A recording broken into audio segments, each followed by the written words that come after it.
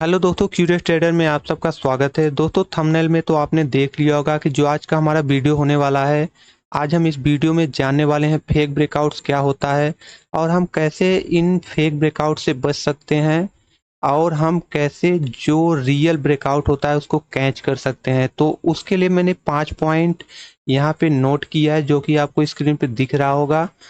पहला नंबर है don't chess parabolic moves. तो ये कौन से मूव्स होते हैं दोस्तों, अभी बहुत लोगों को नहीं पता होगा, लेकिन डोंट वरी, मैं आपको चार्ट पे दिखाऊंगा और बताऊंगा भी अच्छे से। दूसरा नंबर है always buy breakouts after a consolidation. 3 number पे है ट्रेड विथ वॉल्यूम कंफर्मेशन। चौथे नंबर पे always wait for candle closing confirmation. और 5वें नंबर पे है buy on retest after breakout. तो दोस्तों, इन 5 पॉइंट को यदि आप अपने माइंड में रखते हैं बिफोर ट्रेड टेकिंग, ट्रेड लेने से पहले, तो मैं आपको दावे के साथ कह सकता हूं कि आप कभी भी फेक ब्रेकआउट में नहीं फंसने वाले। तो चलिए वन बाय वन करके चार्ट पे समझते हैं। आइए चार्ट पे आ गए हैं और पहला नंबर है डोंट चेस पैराबोलिक मूव्स। दोस्तों, बैंक निफ्टी का चार्ट है और यहाँ पे देखेंगे, यहाँ से लेके यहाँ तक एक आपको बड़ा मूव दिख रहा होगा दोस्तों। तो इसी को पैराबोलिक मूव कहते हैं दोस्तों। पैराबोलिक मूव ऐसे मूव होते हैं दोस्तों जो कि बिना रिट्रेसमेंट के ऊपर की तरफ जाते रहते हैं और सेम ऐसे ही बिना रिट्रेसमेंट के नीचे की साइड में आते रहते हैं। तो इन्हीं को पैराबोलिक मूव कहा जाता है, ठीक है। तो हमारा पहला रूल क्या है दोस्तों कि हम पैराबोलिक मूव में कभी भी एंट्री नहीं लेने वाले हैं। मतलब कि डोंट चेस पैराबोलिक मूव। कभी भी आप पैराबोलिक मूव में एंट्री लेने का ट्राई करोगे दोस्तों, पैराबोलिक मूव में जो कैंडल बनते हैं इतना फास्ट, इतने लंबे लंबे कैंडल बनते हैं बड़े बड़े कि आप एसएल मैनेज नहीं कर पाओगे। आपके एसएल हिट हो जाएंगे और बड़े एसएल हिट होंगे। तो डोंट चेस पैराबोलिक मूव, कभी भी आपको पैराबोलिक मूव में एंट्री नहीं लेना है। सिंपल सी बात, हमें फेक ब्रेकआउट से बचना है, ठीक है। तो चलिए दूसरे नंबर को समझते हैं। दोस्तों, 2 नंबर है always buy breakouts after a consolidation. दोस्तों, बैंक निफ्टी का चार्ट ये भी है 5 मिनट के टाइम फ्रेम पे, यूजुअली जैसा कि आप लोग यूज करते हैं। और यहाँ पे देखेंगे मैंने चार्ट पे एक रेजिस्टेंस ड्रॉ किया है जो कि प्राइस यहाँ से स्टार्ट होता है, डाउन साइड में जाने के बाद धीरे धीरे कंसोलिडेट करके वापस रेजिस्टेंस के पास पहुँचने के बाद यहाँ पे कंसोलिडेशन स्टार्ट करता है और कंसोलिडेशन के बाद हमें ब्रेकआउट देता है।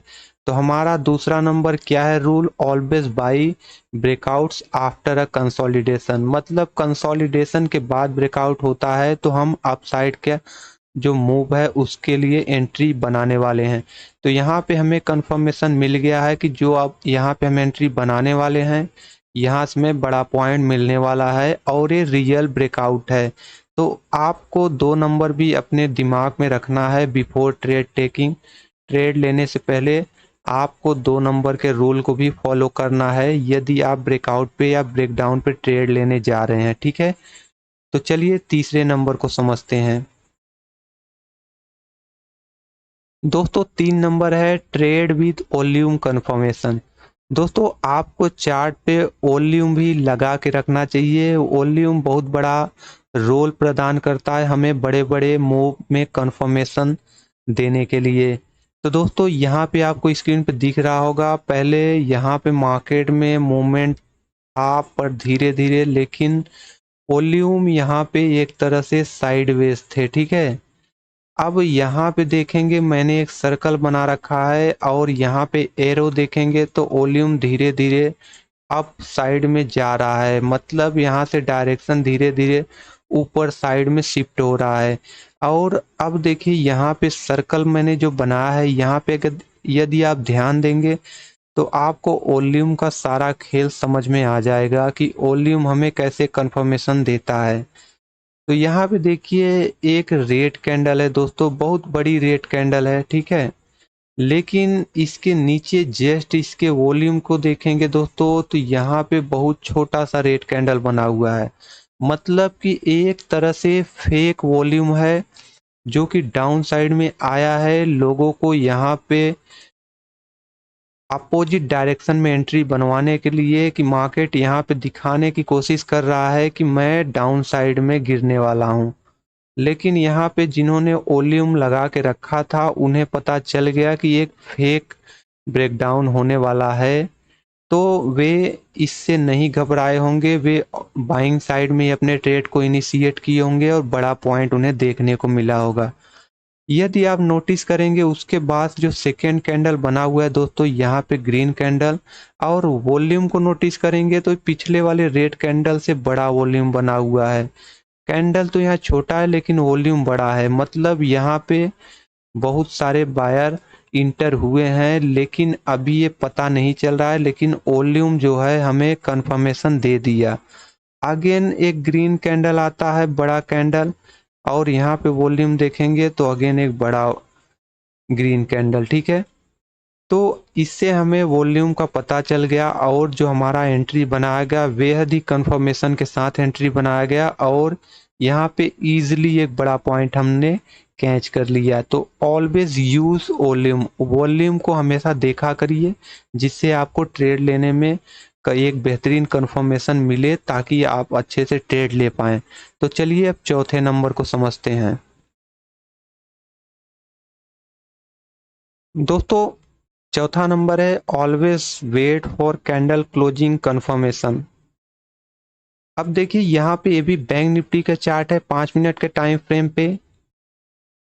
मैंने कहा आपको पैराबोलिक मूव हमें कभी भी नहीं लेना है, कभी भी हमें उसमें इंटर नहीं करना है। और यहाँ पे चौथे नंबर में जो हमारा रूल है इसमें लिखा गया है always wait for candle closing confirmation.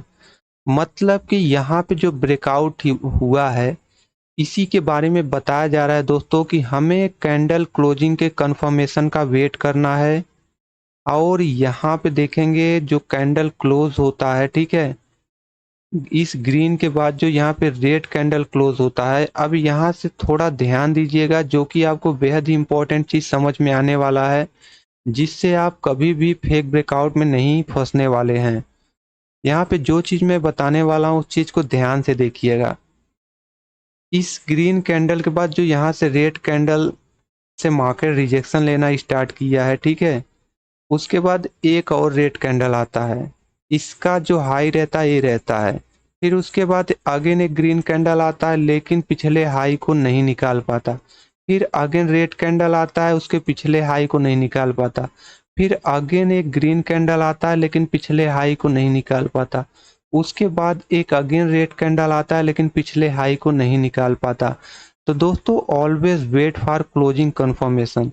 यहाँ पे देखिए पैराबोलिक मूव ऐसे ही होते हैं। यदि आप इंटर कर लेंगे ब्रेकआउट के बाद में कि मार्केट अप जा रहा है सीधे, तो देखिए ऐसे ही ट्रैप करके जितना ऊपर गया था उससे कहीं ज़्यादा नीचे आ गया। तो ऑलवेज फॉलो फोर्थ नंबर जो है always wait for candle closing confirmation. तो आपको हमेशा कैंडल के क्लोजिंग कंफर्मेशन का वेट करना है। हमने इससे पहले समझा था कि हमें ब्रेकआउट के बाद जो ट्रेड लेना है, यदि ब्रेकआउट से पहले कंसोलिडेट होता है उसके बाद ब्रेकआउट होता है तो सिंपल हम रिट्रेसमेंट के बाद अपना ट्रेड इनिशिएट कर सकते हैं। लेकिन यहाँ पे सीधे ब्रेकआउट दे दिया, ठीक है, सीधे ब्रेकआउट देने का मतलब कि हमें कभी भी एंट्री नहीं लेना है क्योंकि ये हमारे रूल में नहीं है। अब चलिए 5वें नंबर को समझते हैं दोस्तों। 5 नंबर है buy on retest after breakout. ये भी बैंक निफ्टी का चार्ट है 5 मिनट के टाइम फ्रेम पे। अब यहाँ पे देखिए प्राइस यहाँ से स्टार्ट होता है, ठीक है, एक रेजिस्टेंस लेता है अगेन डाउन साइड में, फिर अगेन इस रेजिस्टेंस लेता है, रेजिस्टेंस से नीचे आता है, फिर ब्रेकआउट देता है, ब्रेकआउट के बाद अगेन एक रिट्रेसमेंट, रिट्रेसमेंट के बाद एक हमें बड़ा मूव दे देता है। अब इसमें क्या समझने वाला है दोस्तों, लिखा हुआ है 5 नंबर में by on retest after breakout. हमें ब्रेकआउट के बाद एक रिट्रेसमेंट का वेट रहेगा, उसके बाद हम एंट्री बनाएंगे। अब देखिए रिट्रेसमेंट कितने प्रकार का होता है, कैसे कैसे होता है, उसको ध्यान से समझिए। देखिए जब मार्केट यहाँ से यहाँ तक गया तो रिट्रेसमेंट लिया, यहाँ आया, फिर मार्केट यहाँ तक गया फिर हल्का फुल्का रिट्रेसमेंट, फिर मार्केट यहाँ तक गया कंसोलिडेशन, मार्केट यहाँ तक गया रिट्रेसमेंट, फिर मार्केट यहाँ तक गया रिट्रेसमेंट। अब दोस्तों देखिए, मार्केट हमेशा करता क्या है, जो छोटे मोटे स्टॉप लॉस वाले होते हैं, रिट्रेसमेंट लेके उन्हीं स्टॉप लॉस को निकालता है, फिर मार्केट अपसाइड में जाता है। मतलब कि जब भी ट्रेंडिंग मार्केट रहता है तो एक रिट्रेसमेंट लेता है, अपसाइड जाता है, फिर रिट्रेसमेंट लेता है, अपसाइड जाता है, फिर रिट्रेसमेंट लेता है, अपसाइड जाता है। तो इस रिट्रेसमेंट में होता क्या है दोस्तों, लोग हर रिट्रेसमेंट पे अपना एंट्री बनाते हैं, फिर एक अपसाइड का मूव लेने के बाद वे निकलते हैं, फिर प्रॉफिट बुकिंग आता है, फिर लोग इंटर होते हैं, फिर रिट्रेसमेंट आता है। जैसे यहाँ पे देखेंगे मैंने क्या कहा कि मार्केट अप गया, अब लगभग यहाँ तक आना है उसको, यहाँ पे लोगों को का जिनका एसएल प्लेस है, यहाँ तक मार्केट आएगा तो कुछ लोग यहाँ से एसएल हिट होगा निकलेंगे, वापस से यहाँ पे नए वायर इंटर भी होंगे, नए बार इंटर होंगे तो मार्केट को और ऊपर ले जाएंगे। अब वापस से इस लोगों का एसएल लगभग यहाँ तक प्लेस होगा, तो अगेन एक प्रॉफिट बुकिंग होगा, तो मार्केट अगेन अपने यहाँ तक आएगा, फिर यहाँ लोगों के एसएल थोड़े बहुत हिट होंगे और कुछ लोग का प्रॉफिट बुकिंग रहेगा, फिर अगेन बायर इंटर करेंगे। तो मार्केट हमेशा, जो ट्रेंडिंग मार्केट होता है, एक रिट्रेसमेंट दे दे के ऊपर की साइड में जाता है या एक रिट्रेसमेंट दे दे के नीचे की साइड में जाता है, तो उसी को हम ट्रेंडिंग मार्केट कहते हैं। तो ट्रेंड को आप समझिए, हमने पांचों पॉइंट को इस वीडियो में कवर किया दोस्तों, तो आप जाके चार्ट पे प्रैक्टिस कीजिए, इन पांचों पॉइंट को आप अच्छे से समझिए, उसके बाद आप ट्रेड करने जाइए। यदि आपका एसएल यदि आप फेक ब्रेकआउट में फंस गए दोस्तों, तो मुझसे आके कहिएगा, वीडियो पे हमारे ज़रूर कमेंट कीजिएगा कि हमें नहीं समझ में आया, तो मैं दोबारा से आपको अच्छे से और अच्छे से ट्राई करूँगा समझाने का दोस्तों। तो आप सबसे रिक्वेस्ट यही है दोस्तों कि अगर वीडियो अच्छा लगा तो चैनल सब्सक्राइब कर लीजिए, और आप भी जाइए अपने चार्ट पे बैक टेस्टिंग कीजिए। तो आई होप ये वीडियो आपको अच्छा लगा होगा, तो चैनल सब्सक्राइब कर लीजिए, सपोर्ट करते रहिए, आपके लिए ऐसे ऐसे वीडियो मैं लाता रहूँगा। धन्यवाद दोस्तों।